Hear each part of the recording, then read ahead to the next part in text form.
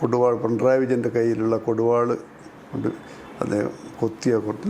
അപ്പോൾ ആ സമയത്ത് മുറിവേറ്റതാണ്. പക്ഷെ അത് പോലീസ് കേസ് രജിസ്റ്റർ ചെയ്ത് എന്നല്ലാതെ ചാർജ് ചെയ്തില്ല. ഉദ്യോഗം നടക്കുന്ന സ്ഥലങ്ങളിലെല്ലാം തന്നെ സുധാകരനുണ്ട് എന്ന് പറഞ്ഞാൽ ആടെ ജനങ്ങൾ ഓടിയെത്തുന്ന ഒരു സ്ഥിതിയാണ്.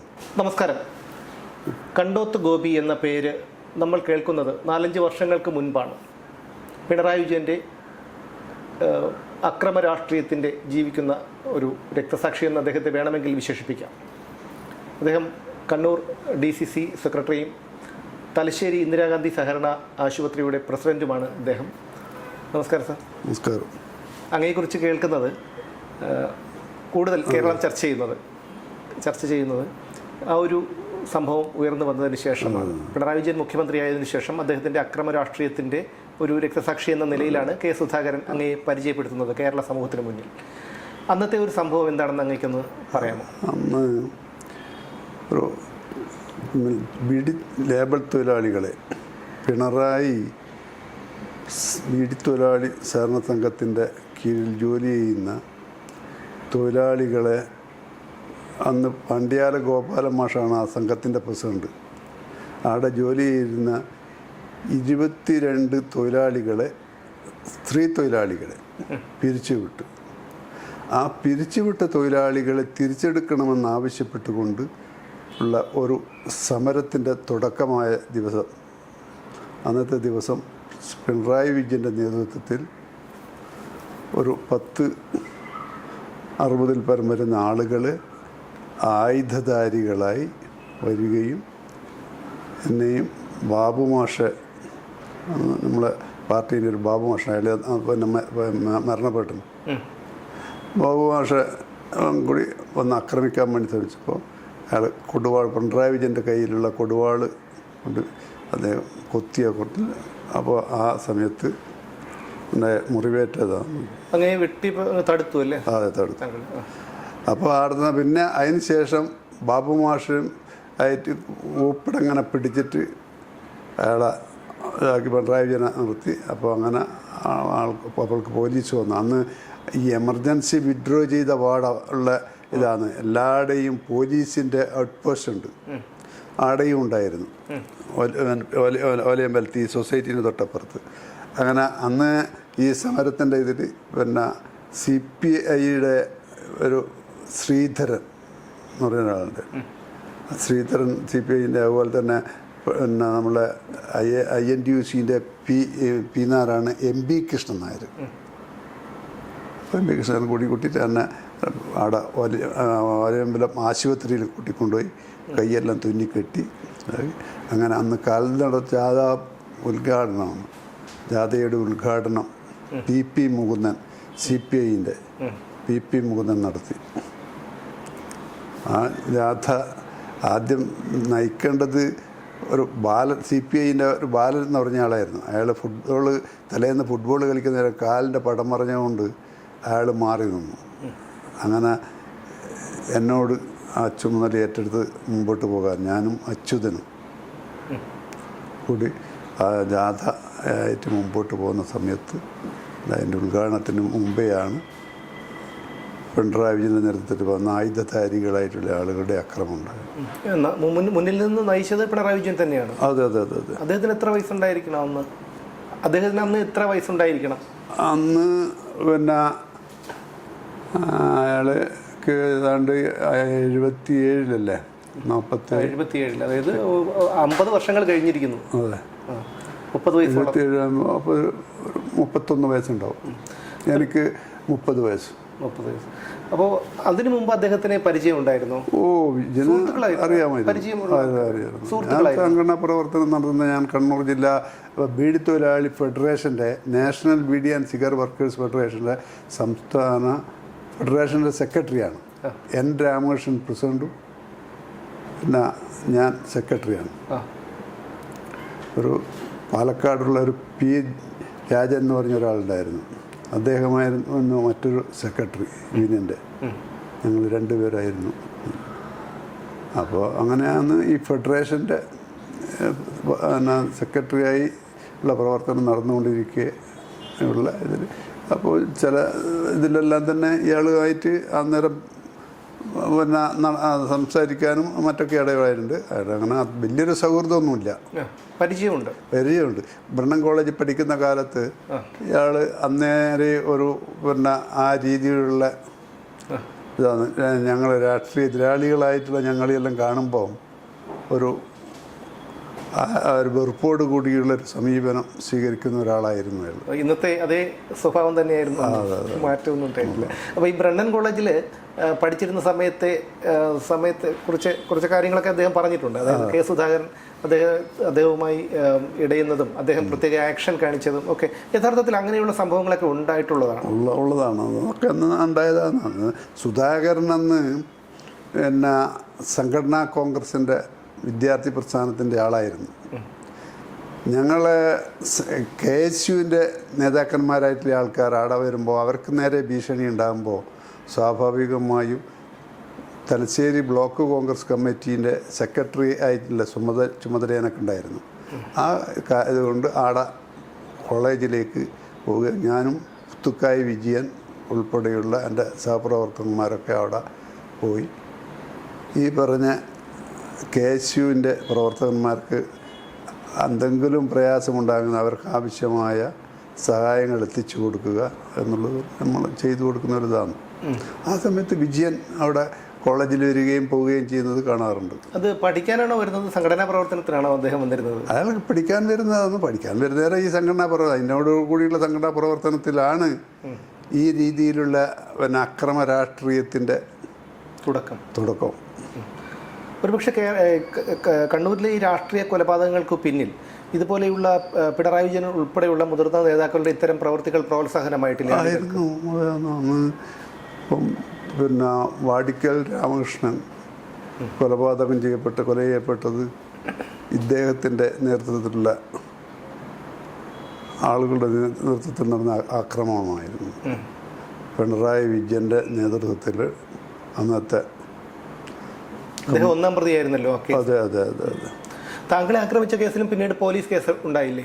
ഞാൻ അന്ന് കേസ് കൊടുക്കാൻ അന്ന് ഈ പിന്നെ ഒരു കേസ് കൊടുക്കാൻ ജാഥ ആയിട്ട് പോകുന്ന സമയത്ത് ജാഥയിൽ പോകുക തുന്നിക്കെട്ടി പിന്നെ കേസ് കൊടുക്കാൻ പോലീസ് സ്റ്റേഷനിലേക്ക് പോയില്ല. അതിനുശേഷം പോലീസ് സ്റ്റേറ്റ്മെൻറ്റ് എടുത്തപ്പോൾ ഞാനത് കാര്യങ്ങളെല്ലാം പറഞ്ഞു. പക്ഷെ അത് പോലീസ് കേസ് രജിസ്റ്റർ ചെയ്ത് എന്നല്ലാതെ ചാർജ് ചെയ്തില്ല.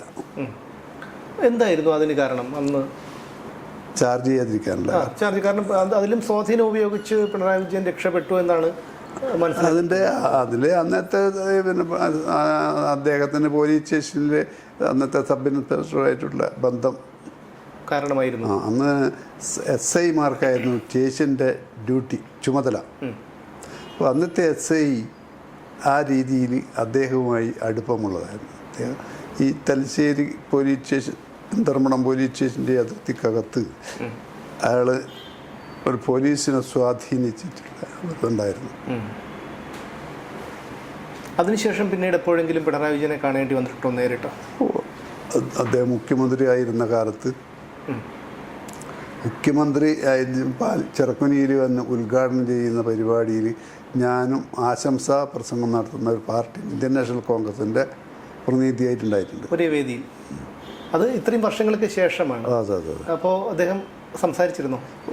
സംസാരം ഒന്നുമില്ല അതിന്. സംസാരിക്കാൻ ഞാൻ സ്റ്റേജിന്മേൽ ഞാനുണ്ടായിരുന്നു. അദ്ദേഹം ഉദ്ഘാടനം ചെയ്ത് എനിക്ക് തോന്നുന്നു കഴിഞ്ഞ 2016 ഇത് വന്നു. ആ സമയത്തും ഇലക്ഷൻ അല്ല തെരഞ്ഞെടുപ്പിൽ അയാൾ പിന്നെ മുഖ്യമന്ത്രി ആയതിനു ശേഷം അവിടെ ഒരു പരിപാടിക്ക് പിന്നെ അതിന് ശേഷം അയാൾ മുമ്പിൽ വിദ്യുച്ഛക്തി വകുപ്പ് മന്ത്രിയായിരുന്ന ഘട്ടത്തിൽ നയനാർ മന്ത്രിസഭയിൽ വിദ്യുച്ഛക്തി മന്ത്രിയായിരുന്ന ആ സമയത്താണല്ലോ ഉണ്ടാകുന്നത്. അതെ. ആ സമയത്തും ഞാനായിട്ട് കാണുകയും ലോഗിൻ ചെയ്യുകയും എന്നെ പേരെടുത്ത് വിളിക്കുന്ന അതൊക്കെ അങ്ങനെ ഒരു അതായത് പരിചയമുള്ള ഒരു കൂട്ടത്തിലാണ്. ഒരുപക്ഷെ അന്നത്തെ ഒരു അക്രമ രാഷ്ട്രീയമായിരിക്കാം കണ്ണൂരിനെ പാർട്ടി കോട്ടയാക്കിയതല്ലേ? ആ ഒരു അക്രമ രാഷ്ട്രീയമായിരുന്നല്ലോ എന്നും പിന്തുടർന്ന് വന്നിരുന്നത്. അതെ. അത് എങ്ങനെയാണ് അന്നത്തെ കാലത്ത്, താങ്കളൊക്കെ അന്ന് ചെറുപ്പമായിരുന്നു, അത്തരം പ്രതിസന്ധികളെ തരണം ചെയ്തുകൊണ്ട് എങ്ങനെയാണ് കണ്ണൂരിൽ കോൺഗ്രസിന് ഒരു വളർച്ചയുണ്ടായത്? അതിനെയൊക്കെ അതിജീവിച്ചുകൊണ്ടുള്ള പ്രവർത്തനത്തിൽ എൻ രാമകൃഷ്ണൻ DCC പ്രസിഡൻ്റായി അദ്ദേഹത്തിൻ്റെ നേതൃത്വത്തിൽ കോൺഗ്രസിനെ കണ്ണൂർ ജില്ലയിൽ കെട്ടിപ്പിടിക്കുന്നതിന് വേണ്ടിയിട്ടുള്ള ശക്തമായ പ്രവർത്തനം നടത്തി. അങ്ങനെ അതോടൊപ്പം തന്നെ അതിനുശേഷം എൻ രാമകൃഷ്ണൻ്റെ പിന്നെ ഇതിന് ശേഷം K. സുധാകരൻ DCCയിലേക്ക് വരികയും DCCയുടെ പ്രസിഡൻ്റായി. അതിനുശേഷം നല്ല പ്രവർത്തനത്തിൽ കണ്ണൂർ ജില്ലയിലെ കോൺഗ്രസ്സുകാർക്കും യുവജന വിഭാഗത്തിനെല്ലാം തന്നെ ആവേശം നൽകിക്കൊണ്ടുള്ള ഒരു പ്രവർത്തന രീതിയായിരുന്നു. കണ്ണൂർ ജില്ലയിലെ കോൺഗ്രസിൻ്റെ വളർച്ചയ്ക്ക് എൻ രാമകൃഷ്ണനും K. സുധാകരനും ഒരുപോലെ വലിയ പങ്കുവഹിച്ചിട്ടുണ്ട്. K. സുധാകരൻ്റെ ആ ഒരു ചങ്കൂറ്റം, ആ ഒരു ധൈര്യം, അത് വലിയ രീതിയിൽ ഗുണം ചെയ്തിട്ടുണ്ട്. K. സുധാകരൻ്റെ ഒരു ഘട്ടത്തിൽ K. സുധാകരനെ പാർട്ടിയിലേക്ക് കൊണ്ടുവരണമെന്ന് സംഘടനാ കോൺഗ്രസിൻ്റെ ഇതിൽ നിന്ന് ഇയാളെ കണ്ണൂർ ജില്ലാ കോൺഗ്രസിൻ്റെ നേതൃത്വത്തിലേക്ക് കൊണ്ടുവരണമെന്ന് ആവശ്യപ്പെട്ട് ഞാനും ഉൾപ്പെടെ ഉള്ള ഒരു 250 കോൺഗ്രസ് പ്രവർത്തകന്മാർ ഒരു ദിവസം DCC മീറ്റിംഗ് നടന്നുകൊണ്ടിരിക്കെ ഞങ്ങൾ ഈ ആവശ്യവുമായിട്ട് അങ്ങോട്ട് കയറി ചെന്നു. അങ്ങനെ DCC ഓഫീസിൻ്റെ പഴയ DCC ഓഫീസിൻ്റെ ആ വാതിൽ എല്ലായിടം നിന്ന് ഞങ്ങൾ മുദ്രാവാക്യം വിളിച്ചു, ആവശ്യങ്ങൾ ഉയർത്തി. അതിൻ്റെ പേരിൽ എന്നെയും സത്യം പണ്ടിച്ചാരി ഉൾപ്പെടെയുള്ള പാർട്ടി പ്രവർത്തകന്മാരെ ഒരു കൊല്ലക്കാലം പാർട്ടിയിൽ നിന്ന് സസ്പെൻഡ് ചെയ്തിരുന്നു. അങ്ങനെ ഒരു സസ്പെൻഷൻ വാങ്ങിക്കൊണ്ട് അത് അന്ന് K. സുധാകരൻ, ഞാനന്ന് AK ആൻ്റണീൻ്റെ ഗ്രൂപ്പാണ്. പക്ഷേ സുധാകരനെ കൂടി പാർട്ടിയുടെ നേതൃത്വത്തിലേക്ക്, കണ്ണൂർ ജില്ലാ പാർട്ടിയുടെ നേതൃത്വത്തിലേക്ക് കൊണ്ടുവരണം എന്നുള്ള ഒരു ആഗ്രഹത്തിൻ്റെ അടിസ്ഥാനത്തിലുള്ളൊരു സത്യം പണ്ടിച്ചാരി ഉൾപ്പെടെയുള്ള ആളുകളെ ഉൾപ്പെടുത്തിക്കൊണ്ട് അന്ന് ഈ സമര പരിപാടി നടത്തി.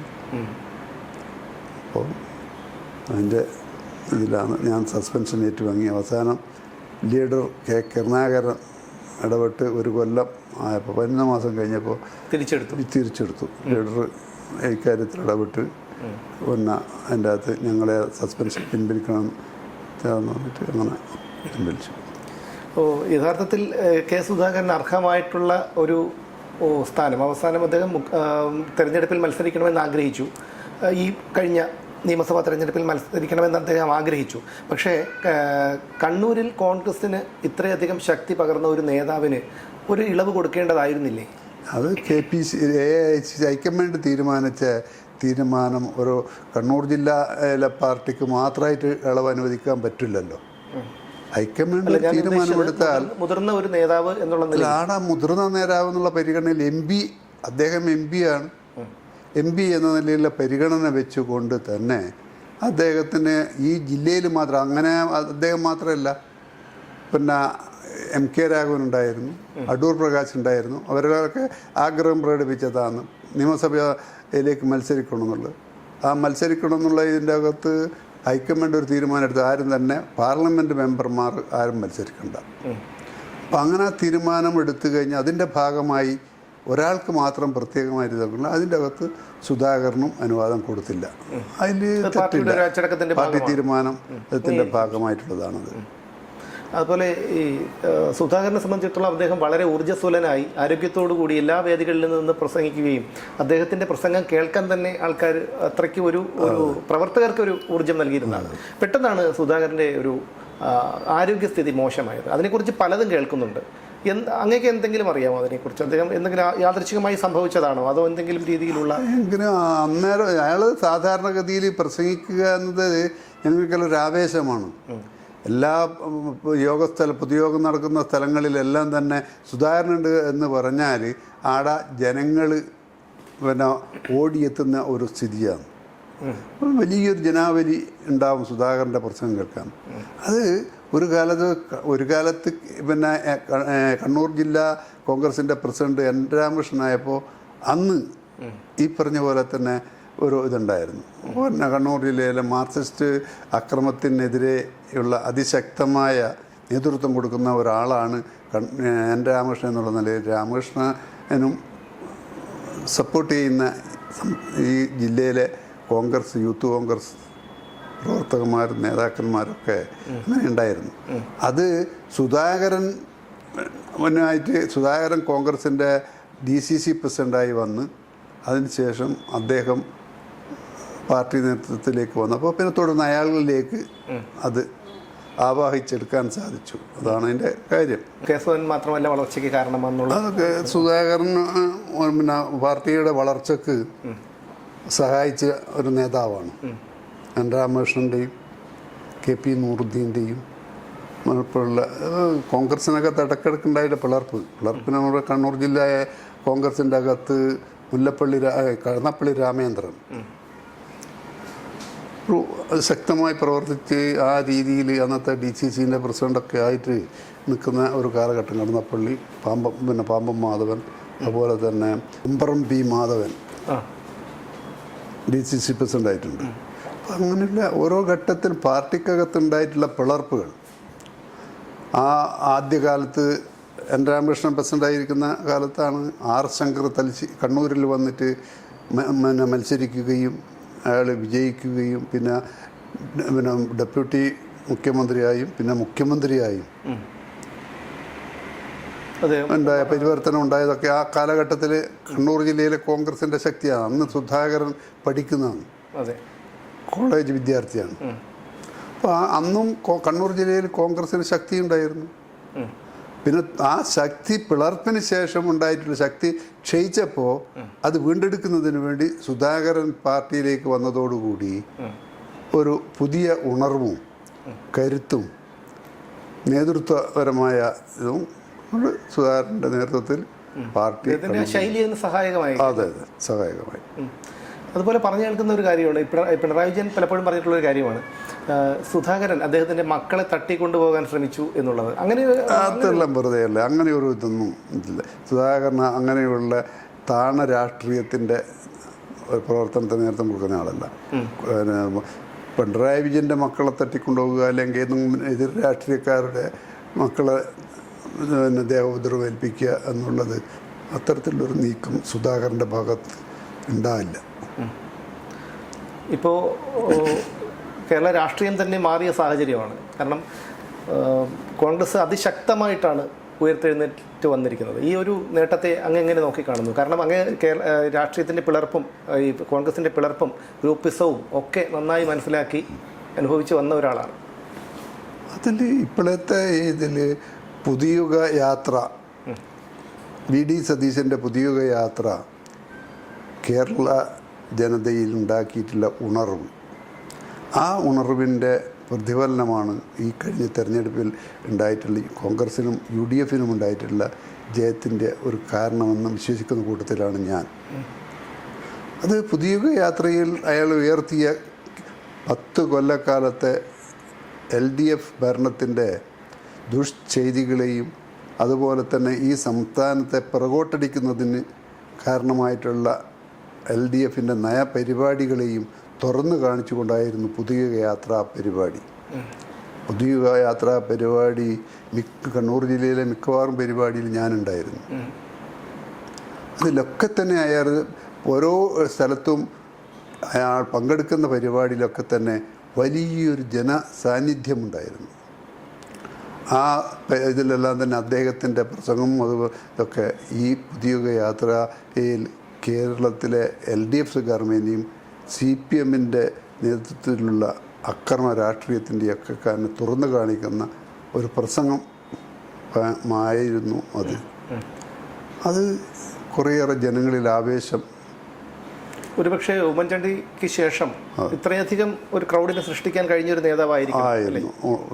അത് വലിയ രീതിയിൽ ഗുണം ചെയ്യും. അതെ അതെ അതെ അതെ അത് ആയിരുന്നു. ആ രീതിയിലുള്ള പിന്തുണയാണ് അദ്ദേഹത്തെ മുഖ്യമന്ത്രി സ്ഥാനത്തേക്ക് KC വേണുഗോപാലിൻ്റെ അഭിപ്രായം വന്നു എന്ന് പറഞ്ഞപ്പോൾ എല്ലാ ഭാഗത്തുനിന്നും ജനങ്ങളുടെ അഭിപ്രായങ്ങൾ ആ രീതി പിന്നെ VD സതീശന് അനുകൂലമായിട്ടായിരുന്നു.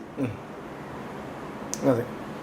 അപ്പോൾ അത് ആ നിലയിലുള്ളൊരു മാറ്റത്തിൻ്റെ ഒരു ഇതായിരുന്നു. ഈ കണ്ണൂർ രാഷ്ട്രീയം എന്ന് പറയുമ്പോൾ അത് പ്രത്യേകിച്ചും CPM-നെ സംബന്ധിച്ചിടത്തോളം ഉള്ള ഒരു കാര്യം നമുക്കറിയാം. ഇപ്പോഴുള്ള ഈ ഒരു തോൽവി, ചരിത്രത്തിൽ ആദ്യമായി ഇത്രയധികം തോൽവി നേരിടുന്നു. ധർമ്മടത്ത് പാർട്ടി കോട്ടയിൽ പോലും പിണറായി വിജയനെ പോലെയുള്ള ഒരു അതികായന് 50,000 എന്നുള്ള ഭൂരിപക്ഷത്തിൽ നിന്ന് 19,000-ലേക്ക് താഴ്ന്നു വരുന്നു. അപ്പോൾ ഇതൊക്കെ കണ്ണൂരിലെ ഈ പാർട്ടിയുടെ തകർച്ചയാണോ സൂചിപ്പിക്കുന്നത്? അത് മാത്രമല്ല, പയ്യന്നൂരിൽ B. കുഞ്ഞികൃഷ്ണനും തളിപ്പറമ്പിൽ TK ഗോവിന്ദനും ഉൾപ്പെടെയുള്ള നേതാക്കളൊക്കെ പാർട്ടിയിൽ നിന്ന് പുറത്തുപോയി വിമതരായി മത്സരിച്ച് ജയിച്ച ഒരു സാഹചര്യം കൂടി ഉണ്ടായി. അപ്പോൾ അത് പൂർണ്ണമായും CPM-ൻ്റെ കമ്മ്യൂണിസത്തിൻ്റെ ഒരു തകർച്ചയാണ് സൂചിപ്പിക്കുന്നത്. മാർക്സിസ്റ്റ് പാർട്ടിയുടെ പിറകോട്ടുള്ള പ്രയാണത്തിൻ്റെ തുടക്കം കുറിക്കുന്ന ഒരു സമീപനമാണ് ഈ തെരഞ്ഞെടുപ്പിലൂടെ ഉണ്ടായിട്ടുള്ളത്. അത് വ്യക്തമാണ്. എല്ലാ സ്ഥലങ്ങളിലും മാർക്സിസ്റ്റ് പാർട്ടി പ്രവർത്തകന്മാരിൽ തന്നെ എതിരഭിപ്രായങ്ങൾ ഉയർന്നു വരികയും ആ കഴിഞ്ഞ തെരഞ്ഞെടുപ്പിൽ പാർട്ടി പ്രവർത്തകന്മാർക്ക് കഴിഞ്ഞ കാലങ്ങളിൽ മുൻകാലങ്ങളിൽ ഉണ്ടായിട്ടുള്ള ആ രീതിയിലുള്ള ശക്തമായ ആവേശം പാർട്ടി പ്രവർത്തകന്മാരിൽ ഉണ്ടായിട്ടില്ല. ആ ആവേശം ഇല്ലായ്മ തന്നെ ഞങ്ങളെയെല്ലാം അത്ഭുതപ്പെടുത്തിയതാണ്. അത് ഇത് അണികൾ തിരിച്ചറിഞ്ഞത് കൊണ്ടാണ് ഈ കപടത. അതെ അതെ അല്ലേ? അണികളുടെ ഭാഗത്തു നിന്ന് ആ രീതിയിലുള്ള മുൻകാലങ്ങളിൽ ഉണ്ടായിട്ടുള്ള രീതിയിലുള്ള ഇടപെടലുകൾ ഉണ്ടായിട്ടില്ല. പിന്നെ തെരഞ്ഞെടുപ്പിൽ എല്ലാം തന്നെ ബൂത്തുകളിൽ അതുപോലെ തന്നെ പ്രശ്നങ്ങൾ ഉണ്ടാക്കാൻ അവർക്ക് താല്പര്യമുണ്ടായിട്ടില്ല. അങ്ങനെയൊരു അനുഭവം ഉണ്ടായിരുന്നു. ഇനിയിപ്പോൾ VD സതീശൻ്റെ നേതൃത്വത്തിലുള്ള സർക്കാർ വളരെ നല്ല രീതിയിൽ ഒരു മാസം കൊണ്ട് തന്നെ ഒരുപാട് ജനപ്രിയമായിട്ടുള്ള പോകുന്നുണ്ട്.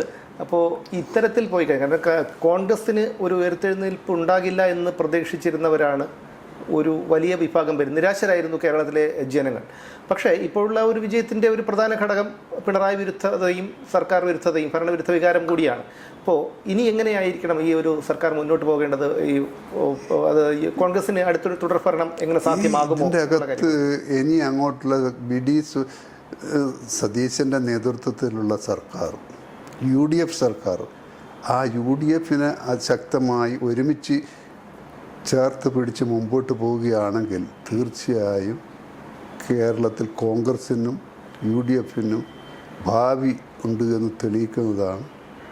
അതിൻ്റെ സാമ്പത്തിക രംഗത്ത് സംസ്ഥാനത്ത് അനുഭവിക്കുന്ന ബുദ്ധിമുട്ടുകൾ അതിന് ജനങ്ങളെ ഇടയിലേക്ക് അതിൽ നിന്നുകൊണ്ട് ജനങ്ങളെ സഹായിക്കുന്ന പദ്ധതികൾക്ക് രൂപം കൊടുക്കാൻ ഉള്ള ആത്മവിശ്വാസം നൽകുന്നതാണ് മുഖ്യമന്ത്രി നിലയിൽ അദ്ദേഹം ധനകാര്യമന്ത്രിയുടെ ചുമതല കൂടിയുള്ള VD സതീശൻ ഇന്നലെ അവതരിപ്പിച്ച ബഡ്ജറ്റ്.